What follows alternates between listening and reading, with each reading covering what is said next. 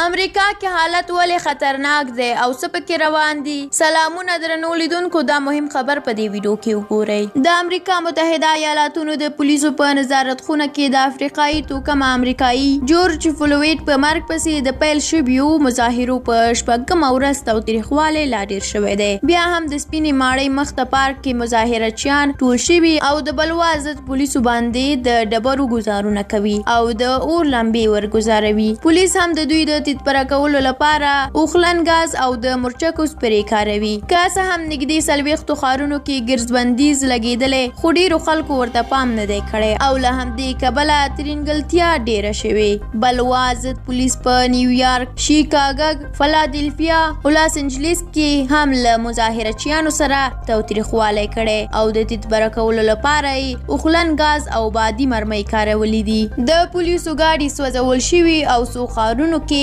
هټۍ هم لوټل شوي دي. د امریکا ملي ګارد چې د کورني بیړني حالت لپاره ریزور ځواک دی وایي د یکشنبې په ورځ یې 15,000 کسان د واشنګټن ډي سي په ګډون په 15 ښارونو کې فعال شوي دي. په دا مهال کې د امریکا ولسمشر ډونالډ ټرمپ د انټیفا په نوم توندلارې چپۍ او فاشیست ضد ډلې د دغه هیواد مختلفو ښارونو په تاوتریخجنو مظاهرو په لاس لرلو تورنې کړي او ترهګرې ډلې بللي. له دې مخکې او تېره شپه ولسمشر ټرمپ یو ټویټ کې ویلي و چې متحده ایالاتونه به انټیفا یوه ترهګره ډله وبولي. ښاغلي ټرمپ او د عدلي وزیر ویلیام بار له دې مخکې هم انټیفا او انارشیست ډلې د تېرو شپو په نارامیو کې ښکېلې بللې وې. میناسوټا کې تېره دوشنبه د یو سپین پوستي پولیس په لاس د تور پوستي کې د وژلو غبرګونکې مظاهرې پیل شوې. جورج فلویډ هغه مهال د پولیسو حراست کې مړ شو چې یو پولیس پر مرۍ ګونډۍ ایښې وه او هغه چیغې وهلې چې ساه ایستلی نشي. میناسوټا کې چې نوموړی مړ شوی